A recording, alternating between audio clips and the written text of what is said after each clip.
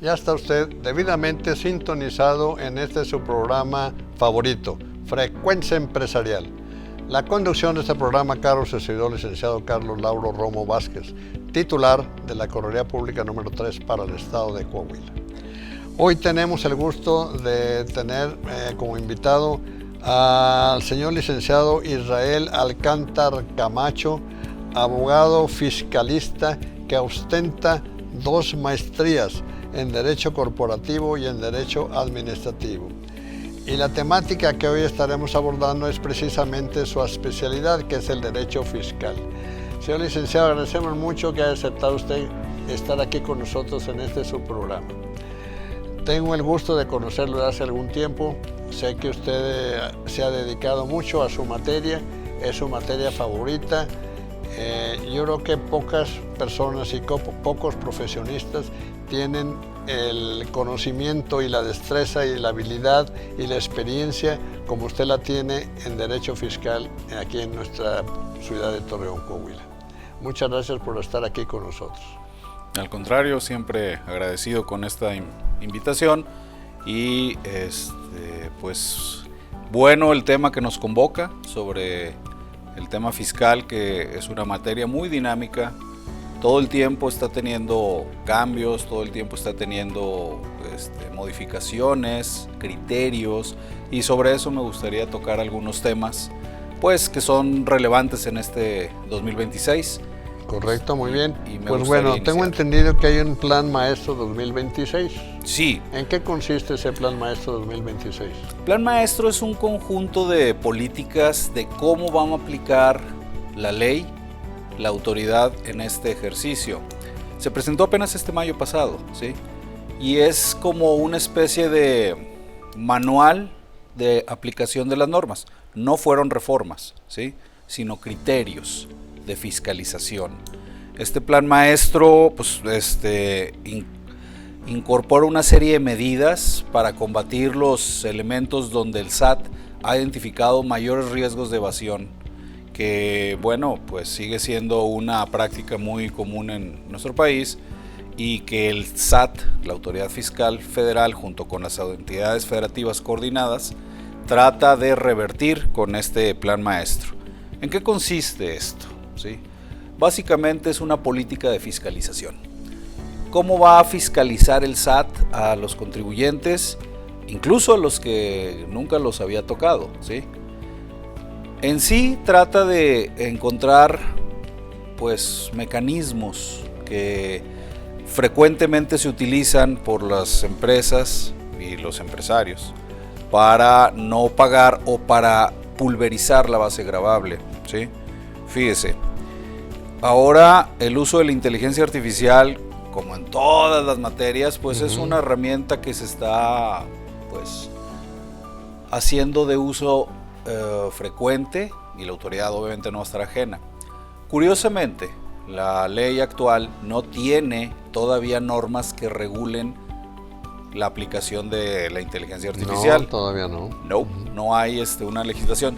Hay varias iniciativas que se están discutiendo y hay una que ya va muy avanzada, que es muy probable que se vaya a emitir en estos meses. Pero al día de hoy no hay nada, ¿sí? No hay nada todavía. Lo cual pues ha sido muy cuestionado por constitucionalistas acerca de pues la debida aplicación de la ley, sin que exista esto al respecto. Pero básicamente, aún con todo y eso, el SAT la ha venido usando ya desde hace varios años, no es algo nuevo realmente. Y básicamente se trata de la aplicación de algoritmos donde detecta fallas en el cumplimiento del pago de impuestos, ¿sí? Fíjense, algo muy que me viene ahorita en la mente. Creo que hay algunos países que se distinguen por lo contrario, en donde la ciudadanía cumple fielmente con sus compromisos fiscales. Claro, no sé si a lo mejor Canadá entra dentro de esa temática. La mayoría de los ciudadanos canadienses está cumpliendo fielmente con su pago de sus impuestos, pero también tienen muchos beneficios, porque así como está cumpliendo con su pago de sus impuestos, también tiene a su favor, por ejemplo, educación para los hijos gratuita, a lo mejor asistencia para adultos mayores gratuita, varias cosas que nosotros no tenemos aquí en nuestro país. Claro. Que claro que si nosotros cumpliéramos fielmente al 120% sobre nuestras obligaciones fiscales, oiga, por la población que tenemos, que es mucho mayor que la de Canadá, oiga, imagínense lo que se podría hacer en nuestro país si todo mundo estuviera cumpliendo fielmente con sus compromisos fiscales. Es que está muy relacionado con los beneficios que la sociedad percibe que recibe en el pago de impuestos. O sea, te pago, pero también recibo un beneficio de calidad en relación con lo que te he pagado. Y de calidad, sobre todo, porque pues no debemos de olvidar que, por ejemplo, por mencionar un tema fácil, el tema de salud. Exactamente. ¿Sí? Ahí tenemos unas instituciones públicas que realmente no cumplen estándares de calidad, que los ciudadanos tenemos la percepción de que en realidad no vamos a obtener un buen servicio. Ya no digas tú medicinas disponibles, que es otro tema que se ha ido agravando en el transcurso de los años, ¿no? Así es. Entonces, ¿qué hace la gente? Pues ¿para qué pago? No tengo incentivos. Si no tengo beneficios. No tengo incentivos para realmente cumplir. Y es peor, todavía los que no cumplen veo que tienen mejores oportunidades de progresar en la economía informal. Bueno, porque digamos, si todo lo que debería yo pagar de impuestos no lo estoy haciendo, pues ese dinero lo reinvierto o a ver qué otro o a ver qué adquiero, etcétera, etcétera, ¿verdad? Claro. O a lo mejor hasta me lo llevo para otro lado, ¿no? Sí, de hecho, en los últimos 3 años más o menos, si usted ve las estadísticas de expatriación de capitales mexicanos, sobre todo a España y Estados Unidos, se ha incrementado de forma sustancial, ¿sí? Como que si hubiera cierto temor de que la economía mexicana en algún punto no muy lejano va a implosionar. A colapsar. Sí, ya usted conocerá cuántas crisis de esas hemos tenido en el pasado, ¿sí? Y cierto modelo estabilizador que habíamos logrado en las últimas décadas se está dinamitando. Entonces, como si estuviera todo sostenido por alfileres que en cualquier momento se pueden romper.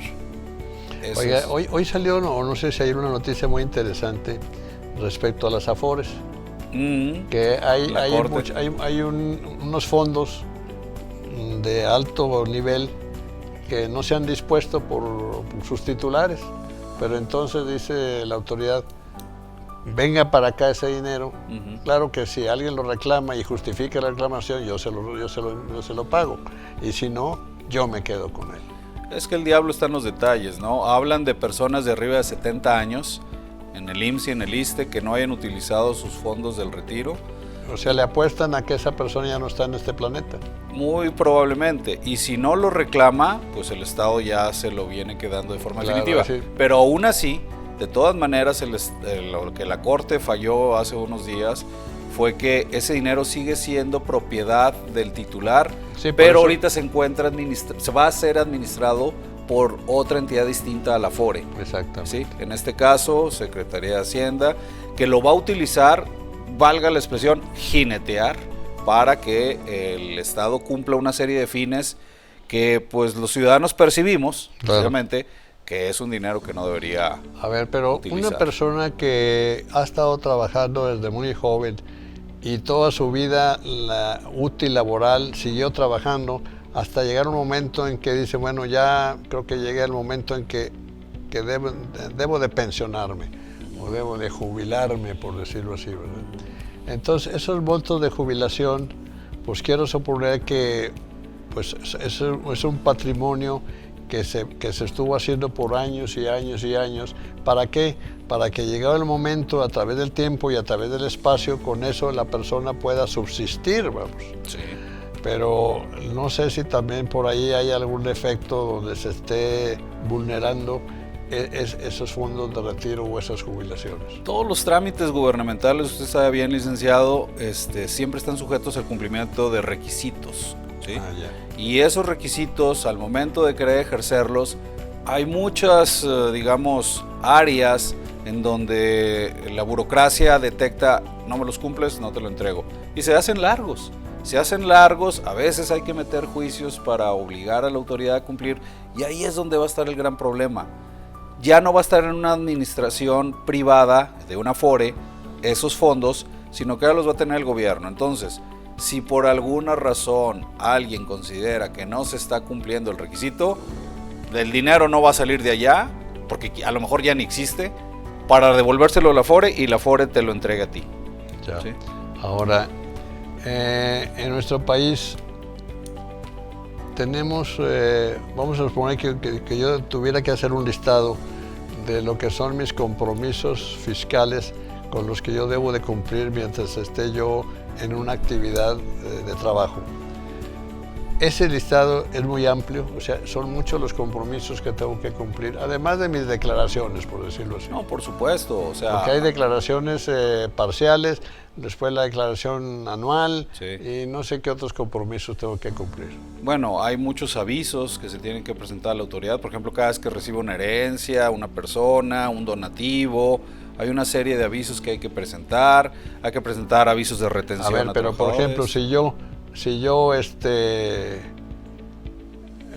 voy a hacer una donación a un familiar, por ejemplo, ¿tengo que dar aviso sobre eso? Si excede de cierta cantidad, sí. Ah, bueno. ¿Nos permites? Hacemos una pequeña pausa y continuamos. Por supuesto. A ver, me quedé en esto. Vamos a decir que a un familiar yo le quiero hacer una donación. No es lo mismo que yo le quiera donar 100 pesos a que yo le quiera donar 1.000.000 de pesos. Correcto. Bueno, primero vamos a ver si los tengo, si no necesito, para yo poder hacer esa donación. Primero que esté comprobado el origen de ese fondo. ¿Cómo lo obtuvo usted para querer donarlo? Esa es una de las cosas que luego el SAT pone en la mira. Si usted de repente dona 1.000.000 a una de sus hijas, Sí. Ajá. La hija no da aviso, ¿sí? El SAT muy probablemente lo va a considerar como un ingreso gravable para la hija, por el cual pagar ICR. Para la hija, no para uno. No, para la hija. ¿Por qué? O sea, Porque no que presentó está el recibiendo aviso. una donación es un ingreso gravable. Sí. ¿Y cuánto tendría que pagar si es de 1.000.000 la donación? Pues échele cuentas, las tablas dan hasta 35% según el Hasta nivel 35%. de esa cantidad de dinero. Madre Entonces, no es una cosa menor. Entonces, la hija por protección debería presentar un aviso, ¿sí?, de que recibió un donativo de su ascendiente, en este caso usted, que está exenta conforme a la ley de impuesto sobre la renta, ¿sí? Si no presenta ese aviso, tiene el riesgo que se lo consideren como tal. Claro, es sujeto de aclaración posterior o incluso de juicio, pero como le decía yo hace rato, el cumplimiento de los requisitos de la autoridad te lo ningunea, pues para quedarse con ese 35%, ¿sí? Claro. Entonces hay que estarlo peleando cada rato y es muy frecuente ver esto. Me ha tocado verlo mucho en la práctica profesional, que la gente no lo hace básicamente por no querer pagar una asesoría. O sea, lo hace porque puede y ya. Y eso a la larga, después de 2, 3, 4 años, cuando ya se le olvidó incluso que había hecho eso, ¡pum!, le cae un algoritmo donde dice: detectamos aquí un ingreso que no fue declarado, explícame qué sucede y si no, te liquido la diferencia. Entonces la gente hasta entonces empieza a ver cómo puede justificar ese ingreso, ¿no? Oye, hay ONGs en nuestro país, entiendo que todavía subsisten varias, en donde algunas personas pueden hacer donativos. Sí, es correcto. Pero esos donativos me puedo imaginar que no son de cantidades muy altas. No, incluso están topados por persona donante. A ver, ¿cómo está eso? O sea, vamos a suponer que usted es una empresa, Sí. ¿sí? Son donativos deducibles de impuestos. O sea, lo que usted le done a esa donataria, Ajá, sí. tú como donante puedes reducirlo de tu base gravable y por ende pagar menos impuesto tú a tu cargo. Como donante. Como donante, exacto.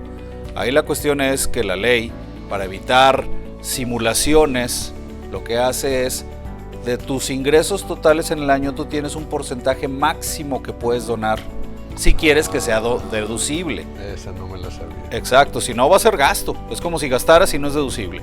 Y tú de todas maneras me tienes que pagar sobre tu ingreso total, como si no hubieras donado, ¿sí?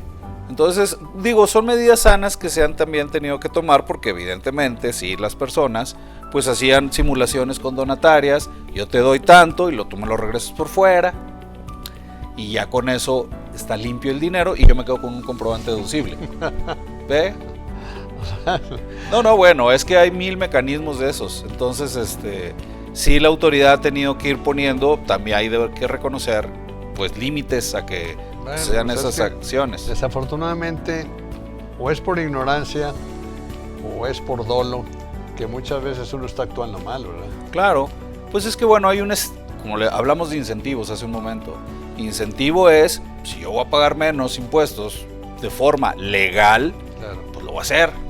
Y esa era una herramienta. Por supuesto. Entonces eso ha cambiado con el tiempo, creo, para bien en el sentido de decir, tampoco abuses de estos mecanismos de deducción. Claro. ¿Sí?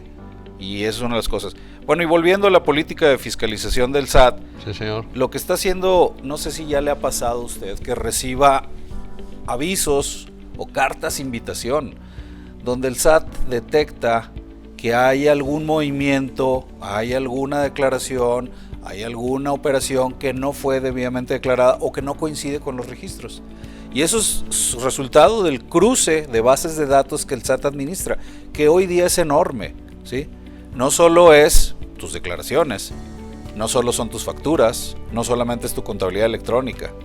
Cruza información con todo tipo de plataformas tecnológicas que van desde instituciones educativas, empresas comerciales, ¿sí?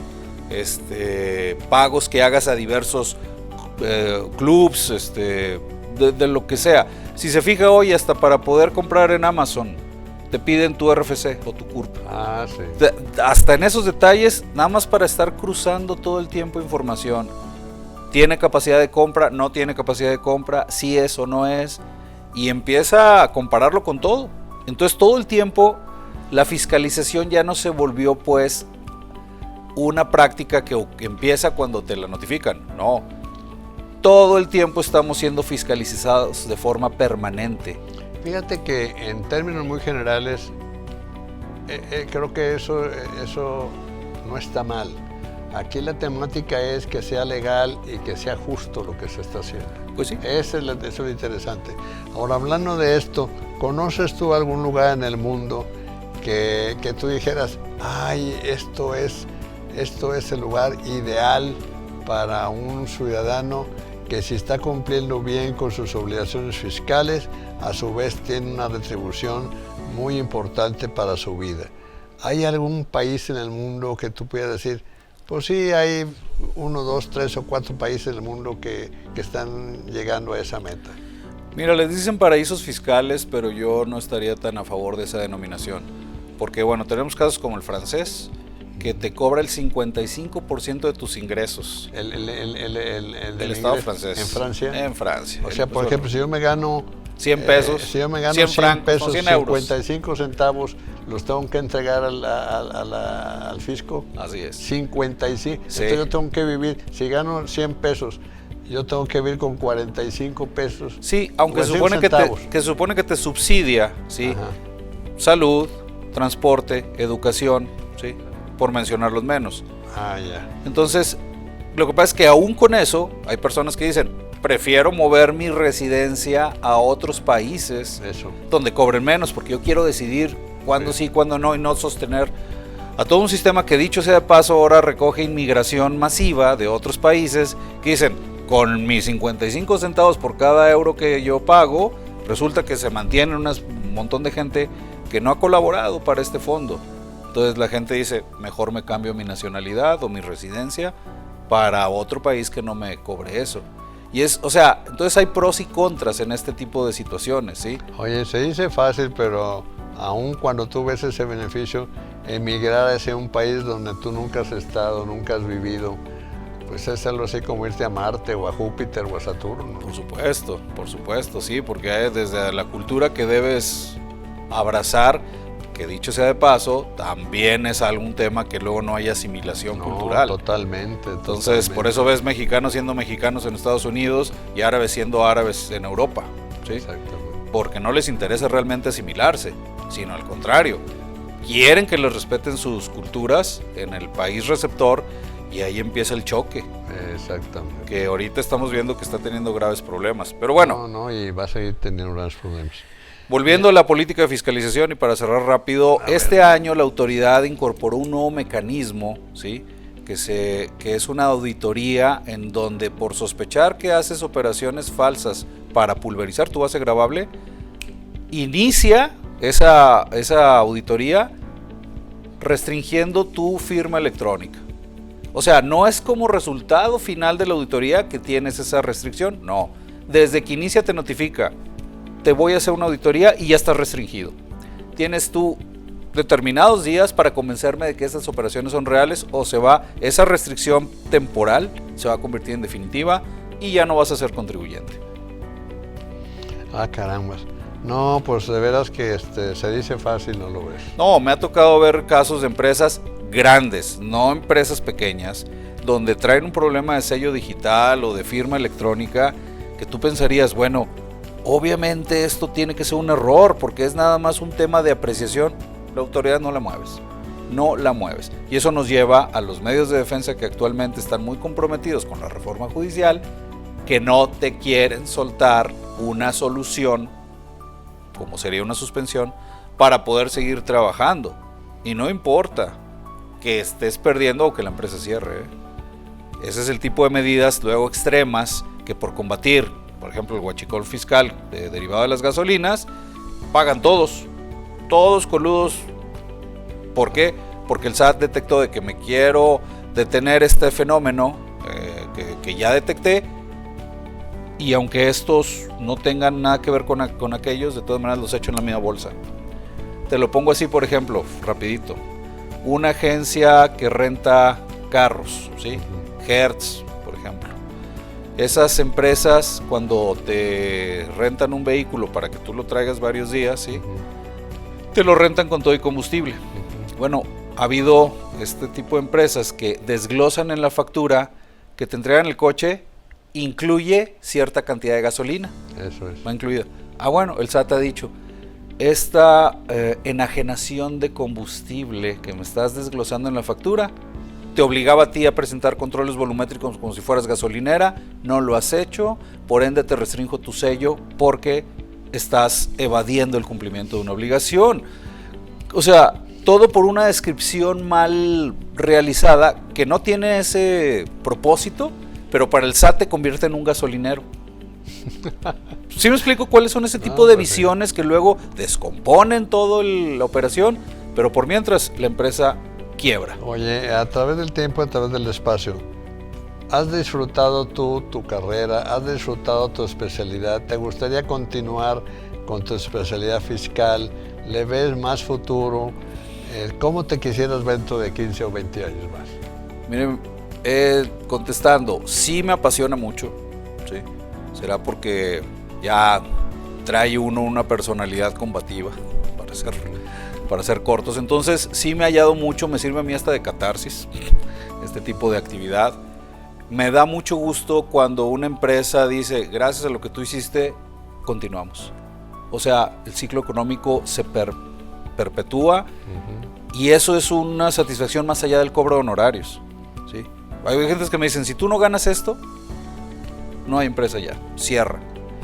Y estamos hablando de fuentes de empleo, proveedores, cumplimiento de obligaciones, queda un hoyo ahí que se llena por quienes, además, por gente que no batalló para poner esa empresa, pero porque está combinada con ciertos funcionarios que luego cambian y esa empresa se abandona, pero no fue aquella empresa que tiene 70 años, 100 años trabajando.